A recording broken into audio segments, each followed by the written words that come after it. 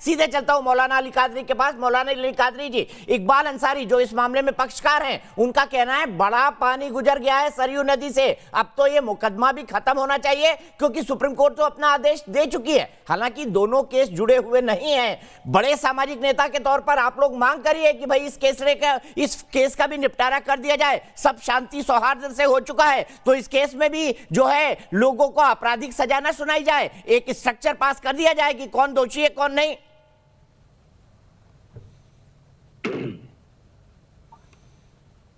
28 साल पहले 6 दिसंबर को हिंदुस्तान में जो भाईचारगी थी उसमें ये लोगों ने जहर घोला था और उसका असर आज तक भी हमारे मुल्क में बाकी है। तो इनको इतनी आसानी से छोड़ने का तो सवाल ही नहीं पैदा होता। हमारे जो मुल्क की गंगा जमुनी तहजीब थी, हमारे जो मुल्क का सेक्युलरिज्म का जो ढांचा था, उसको तहस नहस किया है ये लोगों ने। ठीक है, महंत राजू दास जी आपसे कुछ कहना चाहते हैं। महंत राजू दास जी, क्या गंगा जमुनी तहजीब को तोड़ा गया?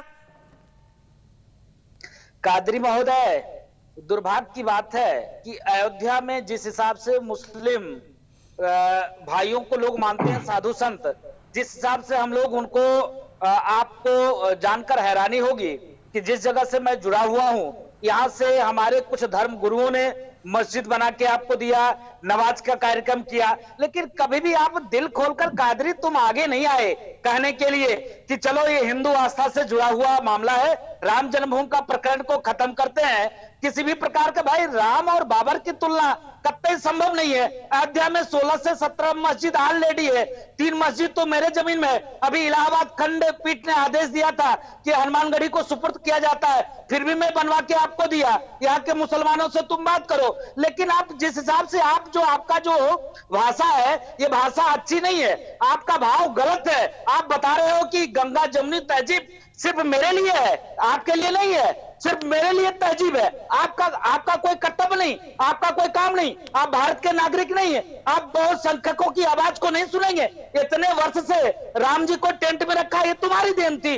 कभी एक भी बार कादरी महोदय आप आगे आए, किसी हिंदू धर्म गुरुओं से बात किया? कभी आपने आवाज उठाई कि अयोध्या सनातन धर्म संस्कृति का क्षेत्र है, यहाँ पे भगवान राम का जन्म हुआ है, क्यों नहीं इस विषय को खत्म कर दिया जाए?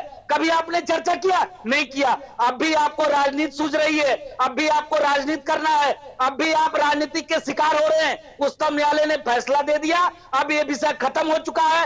बाबर नाम की कोई चीज नहीं, कोई बाबरी मस्जिद नहीं, वो राम जन्मभूमि था। इसका प्रत्यक्ष प्रमाण अभी आप तत्काल देख सकते हो। अभी जो भूमि पूजन के बाद जमीन समतलीकरण में जो खुदाई चल रहा था, उस खुदाई में 17 से 18 जो स्टोन मिले हैं, जो भगवान भोले की शिवलिंग प्रतीक मिला है, हवन कुंड मिले, कुएं मिले हैं, उसके बावजूद भी कादरी महोदय आप अंधे नहीं हो, आपको सुनाई भी देता है। ठीक है, जवाब ले लेते हैं कादरी जी से।